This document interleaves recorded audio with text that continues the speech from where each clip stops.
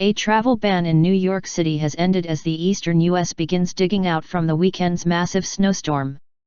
New York, the most populated city in the U.S., saw its second highest snowfall since records began in 1869, Mayor Bill de Blasio said. As 5 states saw snowfall of 3 feet, 91 centimeters, or more, the hazards of shoveling snow were brought home by at least 6 deaths. A further 12 people have died in other snow-related incidents since Friday. The storm, dubbed Snowmageddon and Snowzilla on social media, is weakening and heading for the Atlantic Ocean. It has affected some 85 million people, cutting power to 200,000 people. The heaviest fall was recorded in Glengary, West Virginia, which had 107 centimeters. In Washington, D.C., the metro is set to remain closed and air travel in the region faces further disruption. Some 7,000 flights were cancelled this weekend and disruption is to continue into the working week, with at least 615 cancelled for Monday. Elements often come together to create snow, but not always in the same way, and to this extent, it was the perfect winter storm. A low-pressure system was able to transport and circulate huge amounts of moisture north from the Gulf of Mexico. The position of the jet stream allowed a low-pressure system to be picked up and drawn northwards along the eastern seaboard. Very warm air falling into very cold air from the north and mixing meant there was only one thing that would happen: snow. Very strong winds, low pressure moves in one direction and high pressure in another, and, much like cogs in a wheel, they increased the wind.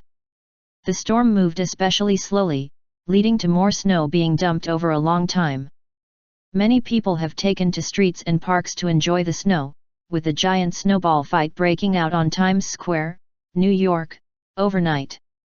By the time the snow had stopped falling after 2 days, late on Saturday, New York's Central Park had received 26.8 in, the second biggest fall recorded since 1869. The total was just 0.1 in, 0.25 centimeters, shy of the all-time high, 26.9 in, recorded in February 2006. However, the 26.6 in that fell in the park on Saturday alone was a one-day record for the city. Governor Andrew Cuomo said the Long Island Railroad would remain out of action until at least Monday as the line had suffered significant damage. "This one is a cautionary tale for all of us," Mayor de Blasio said on Sunday. A storm that a day before, on Friday, was still being projected at 8 to 12 inches, ends up being close to 27 inches. States of emergency were declared in 11 states and in the District of Columbia. D.C. Director of Homeland Security Chris Geller warned on Sunday that roads would turn icy overnight, and urged people not to drive.